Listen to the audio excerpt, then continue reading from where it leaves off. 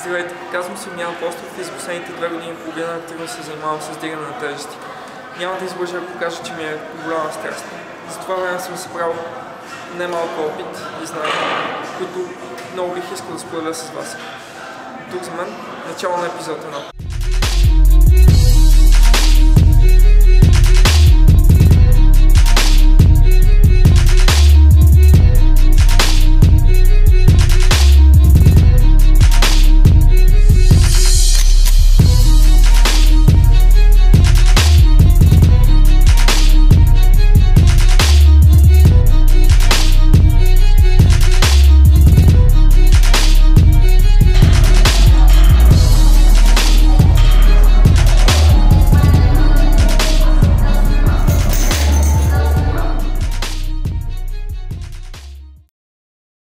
Мускулната хипертрофия, така наречения мускулен растеж, е бавен процес, който се гради от 3 основни елемента.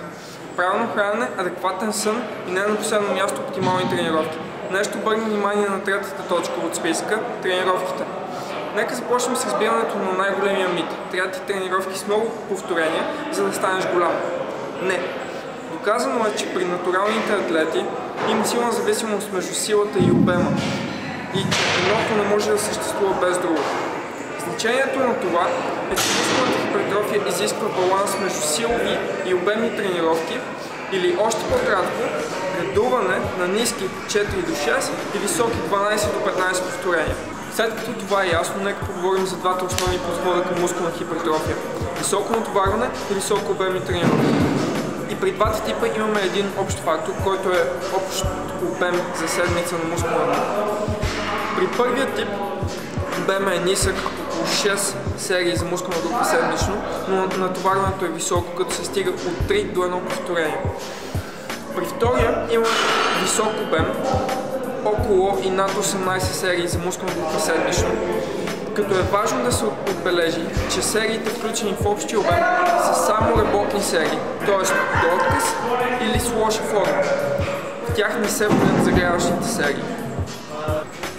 Не може да се каже кой подход е по-добър, защото всеки човек е с различни генетични дадености, но при мажоритета от трениращи има тенденция високообемните тренировки да дават по-оптимални резултати за покачването на мускулна маса. Нивата на хормони в тялото също са важни. Тестостерона седи на трона, що се отнася за сила и маса. Той е лимитиращия фактор на това колко чиста маса може да се поддържа натурално. Не случайно огромна част от стероидите са базирани на тестостерон. Натуралното му произвеждане може да бъде стимулирано чрез тежки компаундни упражнения, като клек, тяга, лек, раменна преса и набирания със собствена или по-голяма тежест, тъй като те включват повече от една мускулни групи в правилното си изпълнение. Други фактори са да нямате дефицит на витамини, най-вече витамин В, магнезий и цинк, и да се храните с по-малко наситени мазнини. Най-големият фактор обаче определено са нивата на подкожни мазнини. При всеки е различно, но може да се каже, че между 10 и 12% мазнини или очертаващи се абдоминални мускули, нивата на тестостерон са най-високи.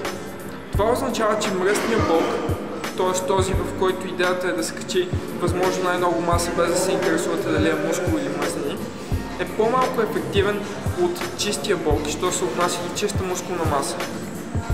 Логичният въпрос, който може да произлезе от дадената до тук информация е какви тренировки инкорпорират това. Отговорът в случая ще бъде базиран на собствения ми опит.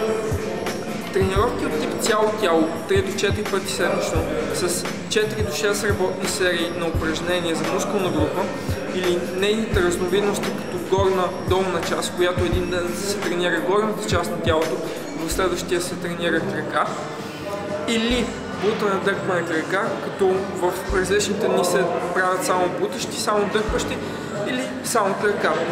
Смятам, че този тип тренировки са най-удачни след първата и половина година трениране.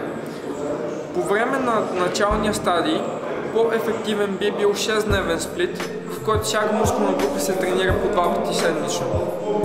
Тъй като първата година и половина все още не можем да използваме и да изолираме мускулите си с пълния капацитет.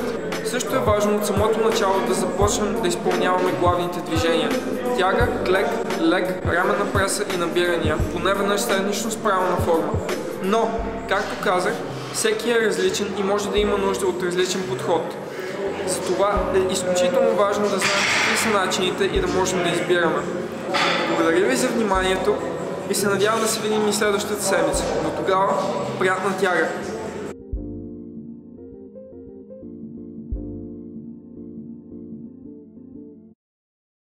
Говоря си всичко идеално. Не! Много ви стана.